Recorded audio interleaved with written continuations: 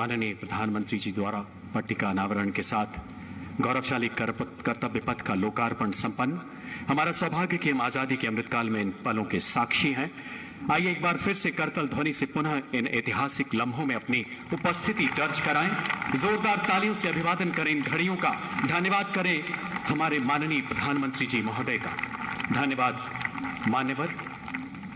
तू शेर हिंद आगे बढ़, मरने से तू जरा ना डर, उड़ा के दुश्मनों का सर, जोशे वतन बढ़ाए जा। ये जिंदगी है कौम की, तू कौम पे लुटाए जा। जो इस जज्बे के साथ जिए और स्वतंत्रता संग्राम के महायज्ञ में अपना सर्वस्व आहूत कर गए, ऐसे शेर हिंद सुभाष जिन्होंने राष्ट्र प्रेम को नई परिभाषा दी, पराक्रम की अद्भुत शौर्य गाथा लिखी। माननीय प्रधानमंत्री जी के ओजस्वी मार्गदर्शन में उनकी प्रतिमा की स्थापना। नमन हर भारतीय का। नेताजी की जीवन यात्रा एवं उनकी प्रतिमा के निर्माण की कुछ झलकियां देखते हैं इस ऑडियो विजुअल के माध्यम से। Please sit back and get inspired.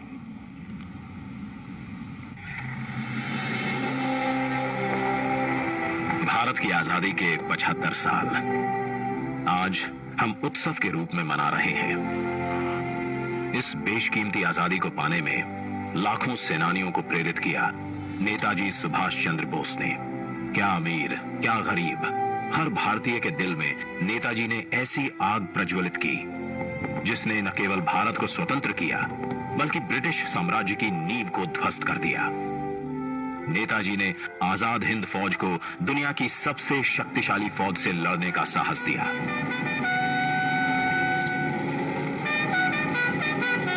Bharat की पहली अंतरिम सरकार की स्थापना की और 21 अक्टूबर 1943 को पहली बार भारत की धरती पर राष्ट्रीय ध्वज फहराया। नेताजी सुभाष चंद्र बोस के बेमिसाल योगदान को, उनके अदम्य साहस भरे प्रेरक जीवन को समय के साथ उस तरह याद नहीं किया गया जिसके वो हकदार थे। वर्ष 2014 में जब श्री नरेंद्र मोदी जी देश के प्रधानमंत्री बने, उन्होंने नेताजी के जीवन और संदेश नई पीढ़ी तक प्रभावी तरीके से पहुंचाने के लिए संकल्पबद्ध प्रयास किए। उनके नेतृत्व में भारत सरकार ने नेताजी के परिवार के सदस्यों को सम्मानित किया। नेताजी के अंडमान निकोबार की ऐतिहासिक यात्रा के 75 वर्ष पूरे होने के उपलक्ष्य में अंडमान स्थित हैवलॉक द्वीप को स्वराज, नील द्वीप को शहीद और रॉस द्वीप को नेताजी सुभाष चंद्र बोस द्वीप का नाम दिया। लाल किले में नेताजी को समर्पित संग्रहालय और कोलकाता के विक्टोरिया मेमोरियल में विप्लवी भारत गैलरी बनाई। नेताजी के शौर्य और पराक्रम भरी जीवन गाथा से जन जन को जोड़ने के लिए उनके जन्म दिवस 23 जनवरी को पराक्रम दिवस के रूप में मनाने का निर्णय लिया। इसी कड़ी में नेताजी की 125वीं जयंती पर प्रधानमंत्री श्री नरेंद्र मोदी द्वारा इंडिया गेट पर नेताजी के होलोग्राम प्रतिमा की स्थापना की गई। आज उसी स्थान पर ग्रेनाइट से बनी नेताजी सुभाष चंद्र बोस की प्रतिमा का अनावरण हो रहा है, जो भारत की सबसे ऊंची अखंड प्रतिमाओं में से एक है। ये प्रतिमा आजादी के महानायक को कृतज्ञ राष्ट्र की श्रद्धांजलि है। नेताजी सुभाष की ये प्रतिमा हमारी लोकतांत्रिक संस्थाओं, हमारी पीढ़ियों को राष्ट्रीय कर्तव्य का बोध कराएगी। आने वाली पीढ़ियों को, वर्तमान पीढ़ी को निरंतर प्रेरणा देती रहेगी। आइए दिल्ली के इंडिया गेट पर देखिए 28 फीट ऊंची, 6 फीट चौड़ी नेताजी सुभाष चंद्र बोस की भव्य प्रतिमा। ये स्थान जो वर्षों से रिक्त पड़ा था, आज आजादी के संदेश से आबाद है।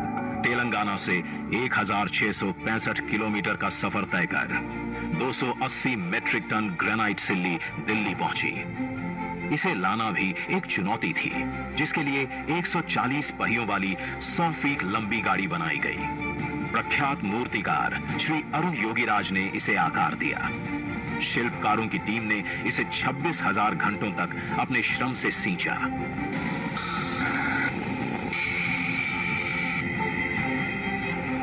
और हमें दिया नेताजी को नमन करने और कृतज्ञता प्रकट करने का अवसर।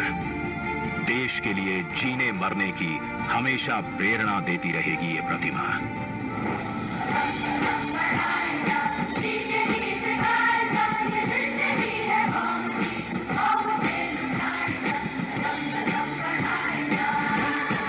जय हिंद।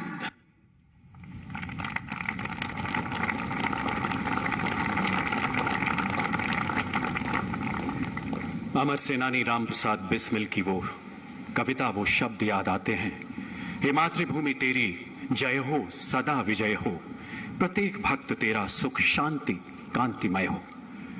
इन्हीं आदर्शों के अनुरूप मानव संवेदनाओं के नित नए आदर्श स्थापित करते माननीय प्रधानमंत्री जी, जैसा कि आपने इस ऑडियो विजुअल में दिखाए गए प्रमुख मूर्तिकार अरुण योगीराज एवं उनके साथियों को देखा।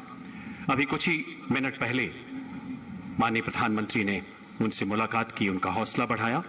मान्यवर, आपके अथक प्रयासों से सेवा परमो धर्म एवं स्वांत सुखाय जैसी उत्कृष्ट भारतीय परंपराएं यूनाइटेड नेशंस जनरल असेंबली से लेकर पेरिस के ग्लासगो तक विश्व मंच पर प्रतिष्ठित हो रही हैं, दुनिया का मार्गदर्शन कर रही हैं। Ladies and gentlemen, Central Vista Avenue is a glowing testimony of indomitable spirit of Atmanirbhar Bharat, a landmark initiative which creates space for the India of future while respecting the heritage and environment. Let us watch some glimpses of its revolutionary journey through this audio visual. Kartavya Path before and after. Please sit back and admire.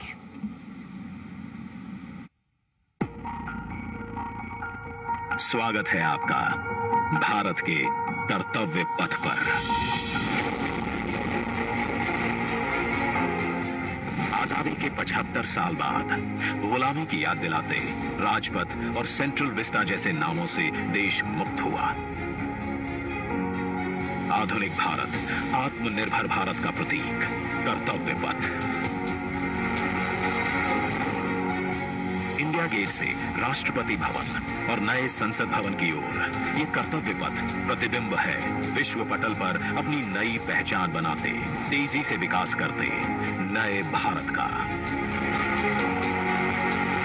प्रधानमंत्री नरेंद्र मोदी के vision से विकसित ये क्षेत्र विश्व मानचित्र पर भारत की अमिट छाप छोड़ता है।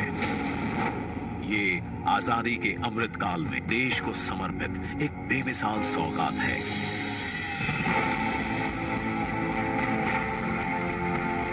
गुलामी की जंजीरों में जकड़ा हुआ यह क्षेत्र सेंट्रल विस्टा के नाम से 13 फरवरी 1931 को देश को मिला था।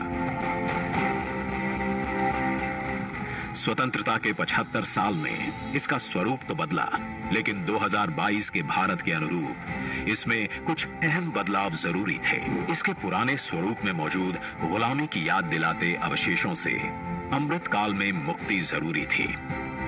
वहीं शौचालय, पार्किंग, अंडरपास जैसी सुविधाएं दिव्यांग जनों के लिए इस पथ परिसर को सुगम और समावेशी बनाने की आवश्यकता भी थी। इंडिया गेट और कर्तव्य पथ पर पर्यटकों को अब 101 एकड़ का ग्रीन लॉन इसकी खूबसूरती बढ़ाता दिखेगा। कर्तव्य पथ और नहर के किनारे नया 16.5 किलोमीटर का ग्रेनाइट वॉकवे डेवलप किया गया है। पहले की पुरानी व्यवस्थाओं को दुरुस्त करते हुए पेड़ों के साथ एवेन्यू का कायाकल्प यहां आने वालों के लिए एक अद्भुत अनुभव है। कर्तव्य पथ की भव्यता को और दिव्य रूप दिया। खूबसूरत 1000 से ज्यादा बोलार्ड्स, 900 से ज्यादा मॉडर्न लाइट पोल्स और 650 से ज्यादा स्मार्ट साइनेजेस ने कर्तव्य पथ से जुड़ने वाली सड़कों पर 4 नए अंडरपास का निर्माण किया गया है, जिससे पैदल घूमना सुविधाजनक और सुरक्षित होगा। नया पार्किंग एरिया डेवलप किया गया है। 8 नए वेंडिंग प्लाजा जोन बनाए गए हैं, जहां नए कलेवर में दुकानें सजेंगी। महिलाओं, बच्चों, बुजुर्गों और दिव्यांगों के लिए विशेष सीटिंग और शौचालयों की व्यवस्था है। 16 नए ब्रिज, 19 एकड़ के नहर क्षेत्र का सौंदर्यीकरण किया गया है। इंडिया गेट पर सांस्कृतिक कार्यक्रम और नृत्य समारोहों के लिए 2 ब्रिज और 2 स्टेप गार्डन की सुविधा भी उपलब्ध कराई गई है। प्रकृति संरक्षण और आधुनिकता का संतुलन बनाते हुए दुनिया के सबसे बड़े लोकतंत्र से पूरे विश्व को कर्तव्य पथ हमारी गरिमामयी विरासत के साथ आधुनिक, सशक्त और समृद्ध भारतवर्ष का संदेश दे रहा है। सूर्योदय इसकी भव्यता को दिखाता है और शाम होते ही कर्तव्य पथ स्पेशल लाइटिंग से जगमगा उठता है।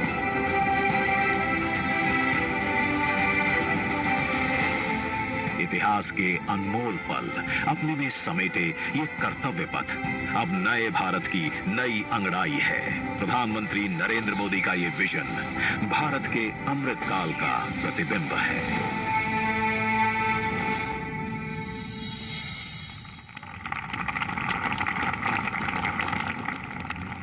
आजादी के 75 साल बाद नेताजी की प्रतिमा से अलंकृत कर्तव्य पथ मानो अपने भाग्य पर इतरा रहा है, क्योंकि नेताजी सुभाष चंद्र बोस कोई व्यक्ति विशेष नहीं बल्कि एक युग का पर्याय है। नेताजी के सपनों का सशक्त भारत बनाने के लिए माननीय प्रधानमंत्री राष्ट्र निर्माण में अपनी कार्यांजलि अर्पित करते हुए पुरुषार्थ के नित नए कीर्ति स्तंभ गढ़ रहे हैं। ऐसे शिखर जहां पुनः विश्व गुरु सा उभरता हिंदुस्तान नजर आता है। आपसे करबद्ध आग्रह मान्यवर की अपने दिव्य उद्गारों से हमें कृतार्थ करें, अपने आशीर्वचनों से हमारा मार्गदर्शन करें माननीय प्रधानमंत्री महोदय।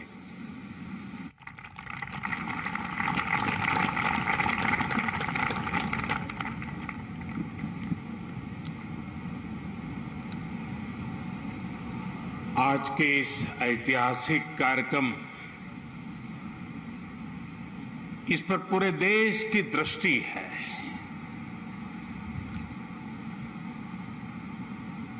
सभी देशवासी इस समय इस कार्यक्रम से जुड़े हुए हैं। मैं इस ऐतिहासिक क्षण के साक्षी बन रहे सभी देशवासियों का हृदय से स्वागत करता हूं, अभिनंदन करता हूं। इस ऐतिहासिक क्षण में मेरे साथ मंत्रिमंडल के मेरे साथी श्री हरदीप पुरी जी, किशन रेड्डी जी, अर्जुन राम मेघवाल जी, मीनाक्षी लेखी जी, कौशल किशोर जी आज मेरे साथ मंच पर उपस्थित हैं। देश के अनेक गणमान्य अतिथिगण वे भी आज यहां उपस्थित हैं। साथियों, आजादी के अमृत महोत्सव में देश को आज एक नई प्रेरणा मिली है, नई ऊर्जा मिली है। आज हम गुजरे हुए कल को छोड़कर आने वाले कल की तस्वीर में नए रंग भर रहे हैं। आज जो हर तरफ ये नई आभा दिख रही है, वो नए भारत के आत्मविश्वास की आभा है।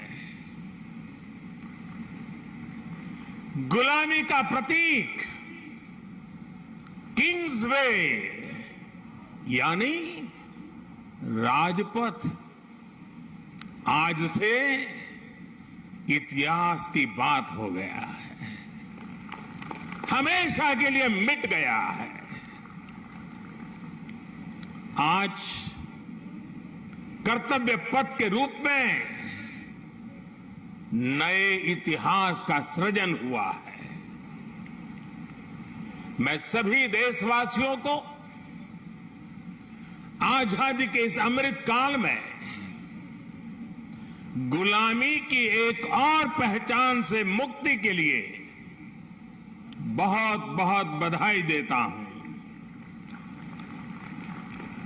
साथियों, आज इंडिया गेट के समीप हमारे राष्ट्र नायक नेताजी सुभाष चंद्र बोस की विशाल प्रतिमा भी,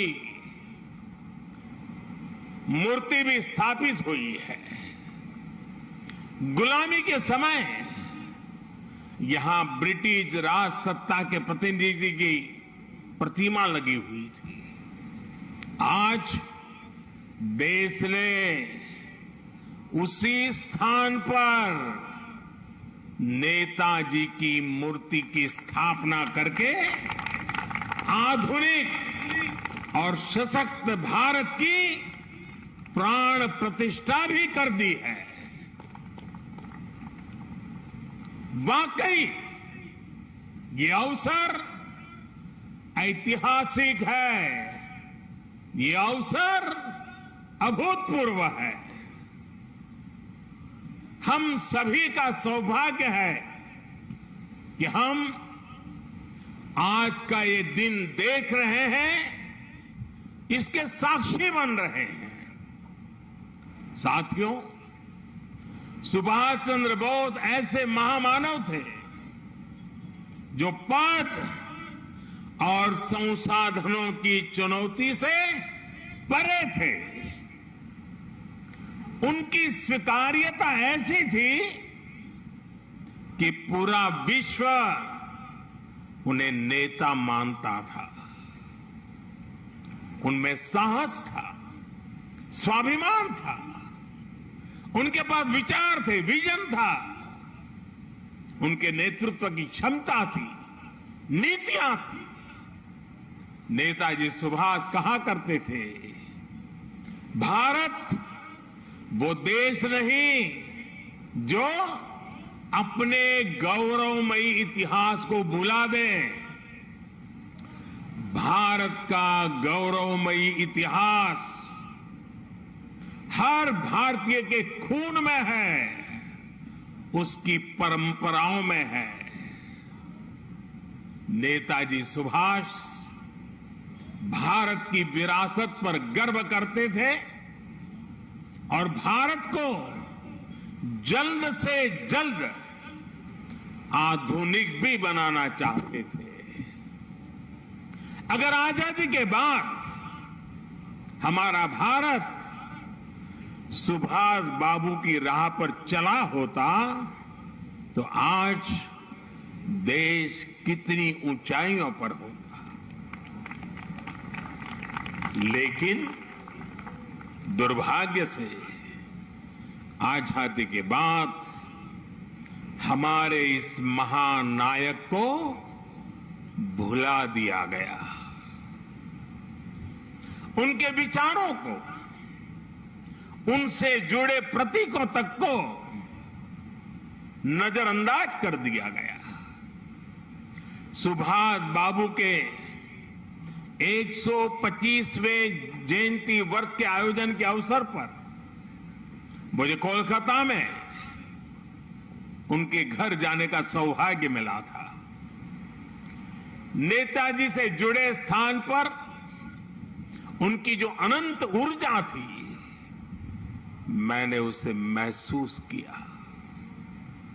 आज देश का प्रयास है कि नेताजी की वो ऊर्जा देश का पथ प्रदर्शन करे।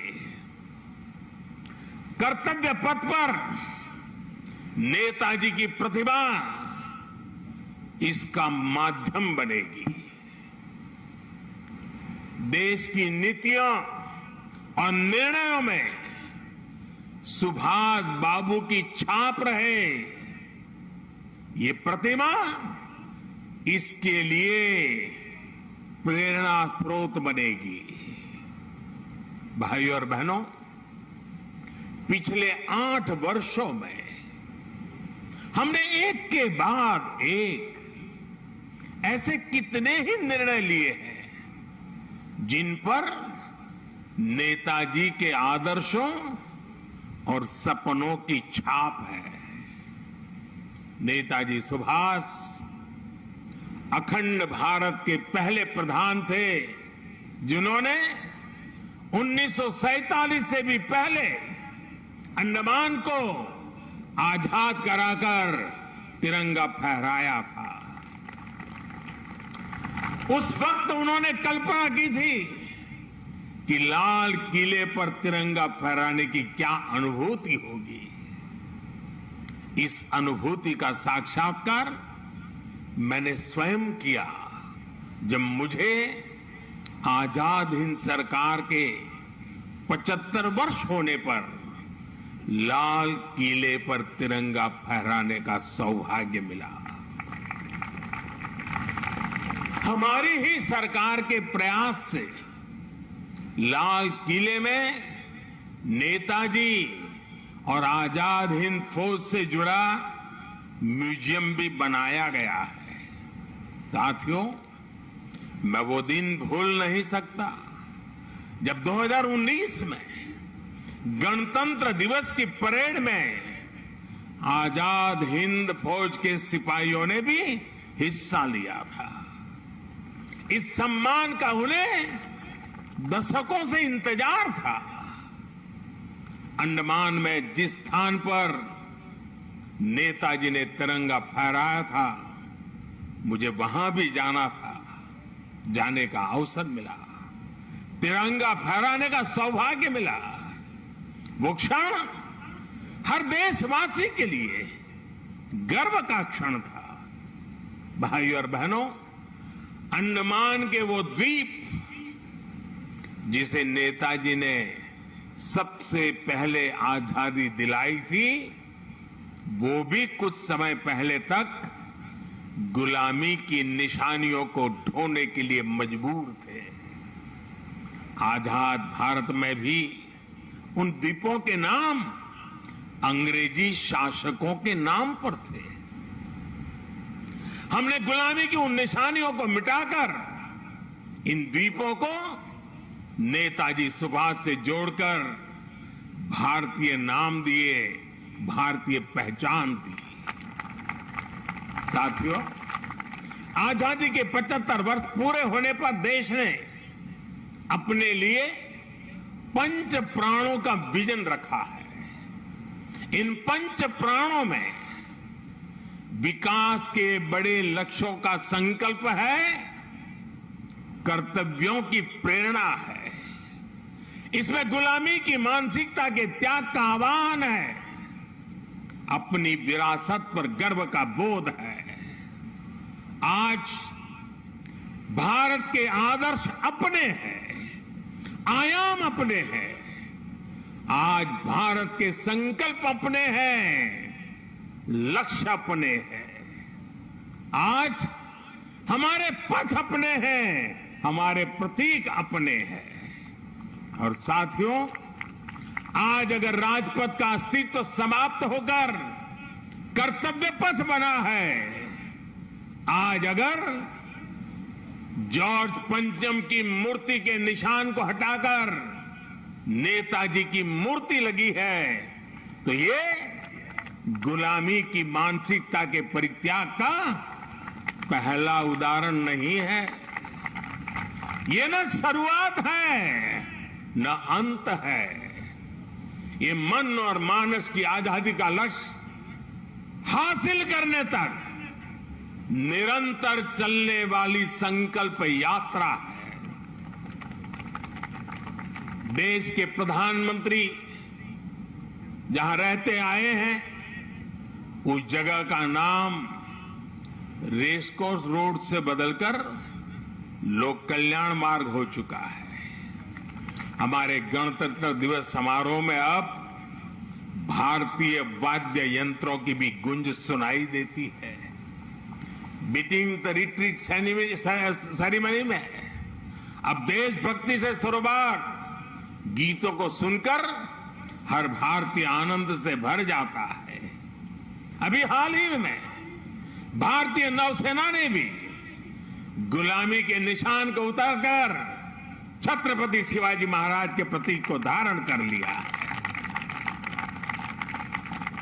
नेशनल वॉर मेमोरियल बनाकर देश ने समस्त देशवासियों की बरसों पुरानी इच्छा को भी पूरा किया है।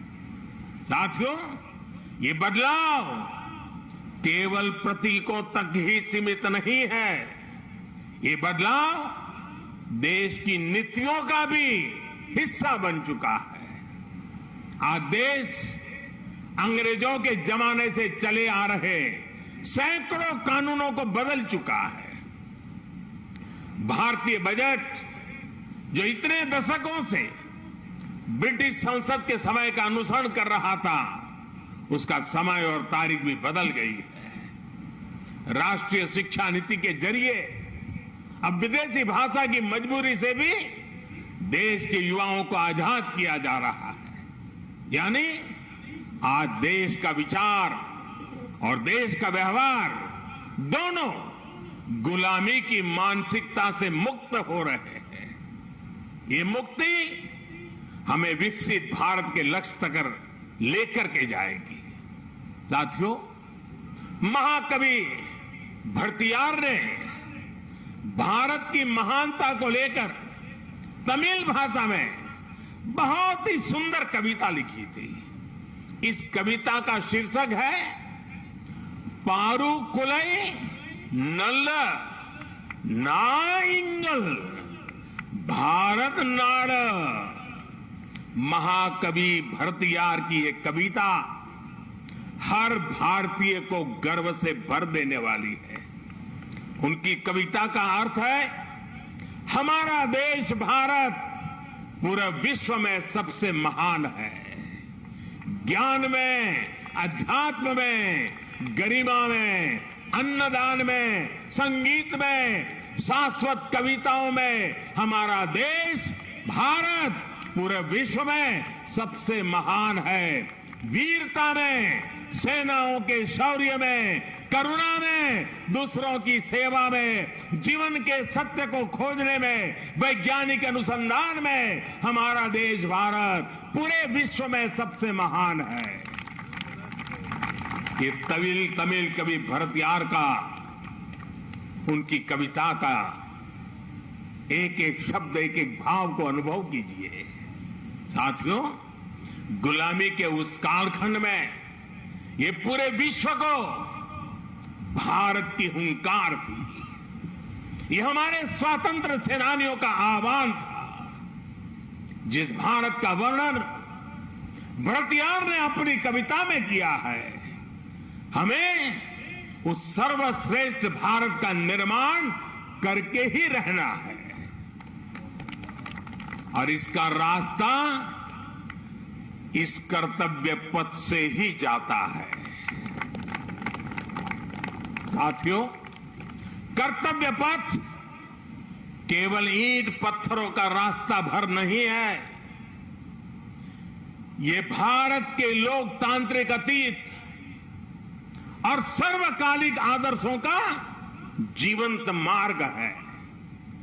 यहां जब देश के लोग आएंगे, वो नेताजी की प्रतिमा, नेशनल वॉर मेमोरियल, ये सब उन्हें कितनी बड़ी प्रेरणा देंगे। उन्हें कर्तव्य बोध से ओतप्रोत करेंगे।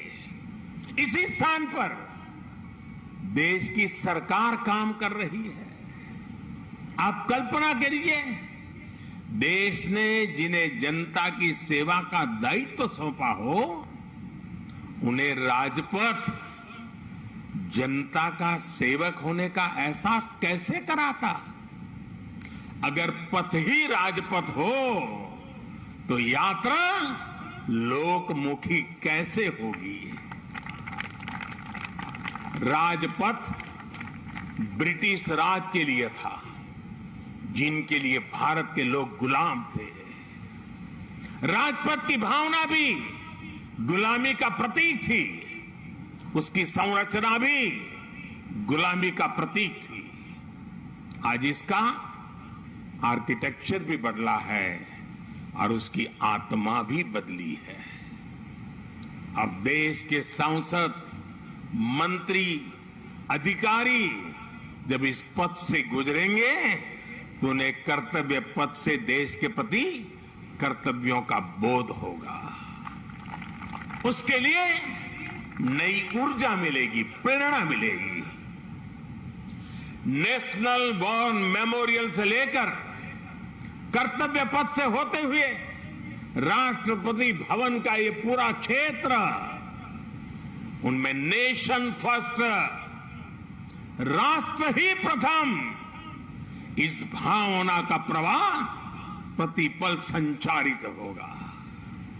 साथियों, आज के इस अवसर पर मैं अपने उन श्रमिक साथियों का विशेष आभार व्यक्त करना चाहता हूं, जिन्होंने कर्तव्य पथ को केवल बनाया ही नहीं है, बल्कि अपने श्रम की पराकाष्ठा से देश को कर्तव्य पथ दिखाया भी है। मुझे अभी उन श्रमजीवियों से मुलाकात का भी अवसर मिला। उनसे बात करते समय मैं महसूस कर रहा था कि देश के गरीब, मजदूर और सामान्य मानवी के भीतर भारत का कितना भव्य सपना बसा हुआ है। अपना पसीना बहाते समय वो उसी सपने को सजीव कर देते हैं। और आज जब मैं इस अवसर पर मैं उन हर गरीब मजदूर को भी देश की तरफ से धन्यवाद करता हूं, उनका अभिनंदन करता हूं, जो देश के अभूतपूर्व विकास को ये हमारे श्रमिक भाई गति दे रहे हैं। और जब मैं आज इन श्रमिक भाई बहनों से मिला तो मैंने उनसे कहा है कि इस बार 26 जनवरी को जिन्होंने यहां पर काम किया है, जो श्रमिक भाई है, वो परिवार के साथ मेरे विशेष अतिथि रहेंगे 26 जनवरी के कार्यक्रम।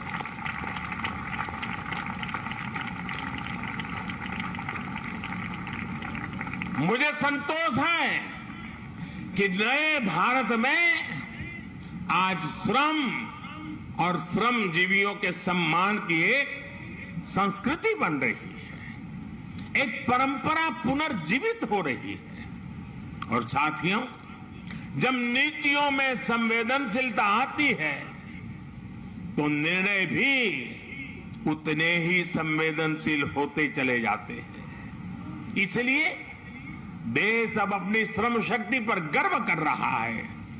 श्रमेव जयते आज देश का मंत्र बन रहा है। इसलिए जब बनारस में, काशी में विश्वनाथ धाम के लोकार्पण का अलौकिक अवसर होता है तो श्रमजीवियों के सम्मान में भी पुष्प वर्षा होती है। जब प्रयागराज कुंभ का पवित्र पर्व होता है तो श्रमिक स्वच्छता कर्मियों का आभार व्यक्त किया जाता है। अभी कुछ दिन पहले ही देश को स्वदेशी विमान वाहक युद्धपोत आईएनएस विक्रांत मिला है। मुझे तब भी आईएनएस विक्रांत के निर्माण में दिन रात काम करने वाले श्रमिक भाई बहनों और उनके परिवारों से मिलने का अवसर मिला था। मैंने उनसे मिलकर उनका आभार व्यक्त किया। श्रम के सम्मान की परंपरा देश के संस्कारों का अमिट हिस्सा बन रही है। आपको जानकर अच्छा लगेगा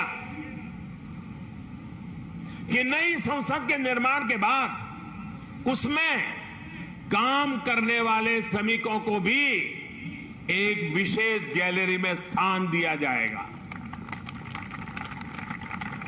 ये गैलरी आने वाली पीढ़ियों को भी ये याद दिलाएगी कि लोकतंत्र की नींव में एक और संविधान है तो दूसरी ओर श्रमिकों का योगदान भी है। यही प्रेरणा हर एक देशवासी को एक कर्तव्य पथ भी देगा। यही प्रेरणा श्रम से सफलता का मार्ग प्रशस्त करेगी। साथियों, हमारे व्यवहार में, हमारे संसाधनों में, हमारे साधनों में, हमारे इंफ्रास्ट्रक्चर में आधुनिकता का इस अमृतकाल का प्रमुख लक्ष्य है। और साथियों, जब हम इंफ्रास्ट्रक्चर की बात करते हैं तो अधिकतर लोगों के मन में पहली तस्वीर सड़कों या फ्लाईओवर की हो जाती है। लेकिन आधुनिक होते भारत में इंफ्रास्ट्रक्चर का विस्तार उससे भी बहुत बड़ा है, उसके बहुत पहलू है। आज Bharat social infrastructure, transport infrastructure, digital infrastructure के साथ ही कल्चरल इंफ्रास्ट्रक्चर पर भी उतनी ही तेजी से काम कर रहा है। मैं आपको सोशल इंफ्रास्ट्रक्चर का उदाहरण देता हूं। आज देश में एम्स की संख्या पहले के मुकाबले 3 गुना हो चुकी है। मेडिकल कॉलेजों की संख्या में भी 50% की वृद्धि हुई है। ये दिखाता है कि भारत आज अपने नागरिकों के स्वास्थ्य को बेहतर बनाने के लिए, उन्हें मेडिकल की आधुनिक सुविधाएं पहुंचाने के लिए किस तरह काम कर रहा है। आज देश में नई IITs, ट्रिपल IT, वैज्ञानिक संस्थाओं का आधुनिक नेटवर्क लगातार विस्तार किया जा रहा है, तैयार किया जा रहा है। बीते 3 वर्षों में 6.5 करोड़ से ज्यादा ग्रामीण घरों को पाइप से पानी की सप्लाई सुनिश्चित की गई है। आज देश के हर जिले में 75 अमृत सरोवर बनाने का महाअभियान भी चल रहा है।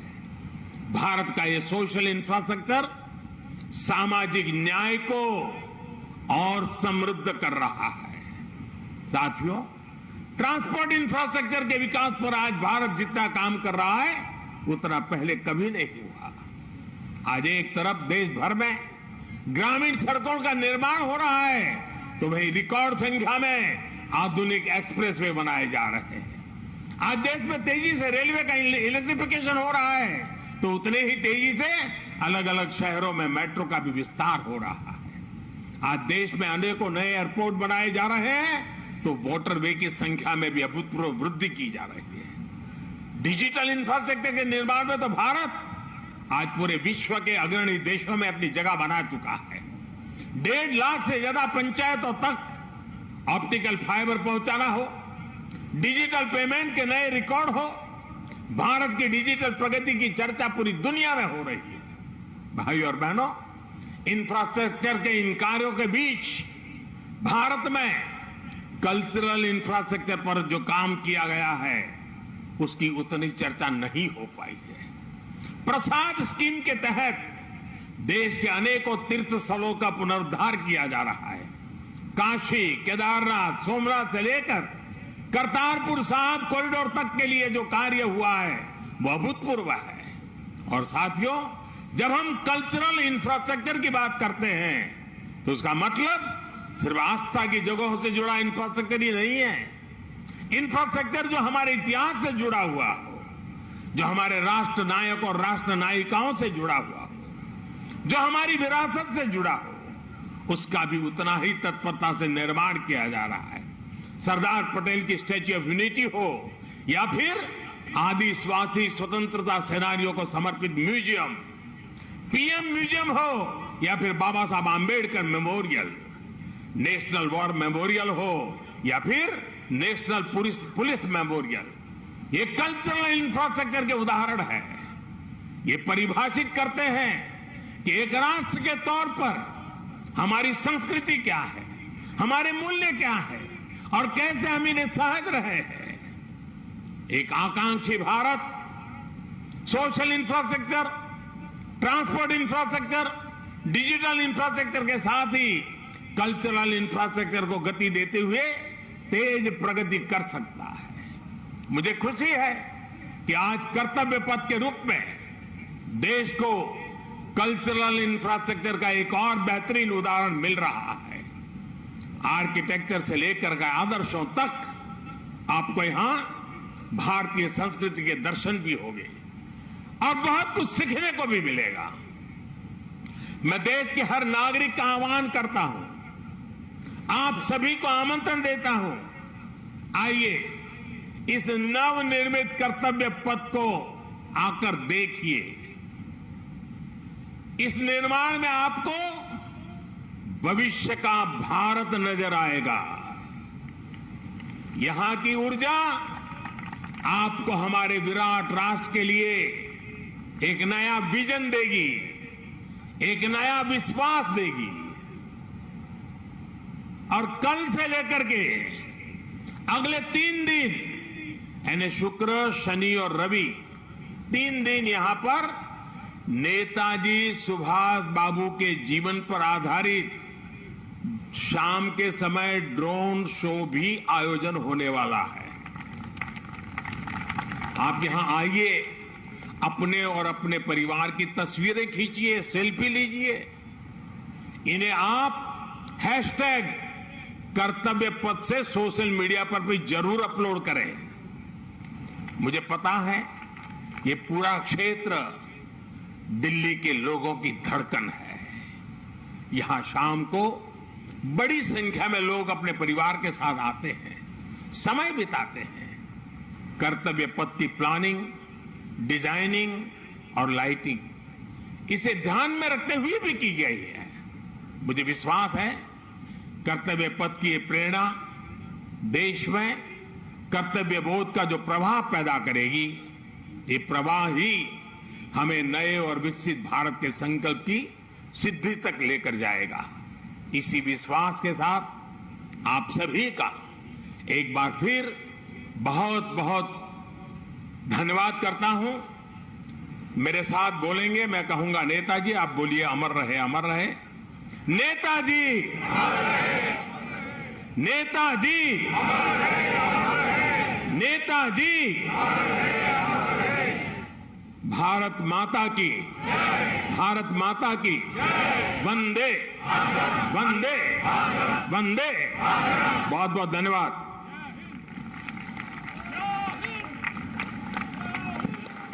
आपके प्रेरणादायक उद्बोधन के लिए हृदय से आभार महोदय।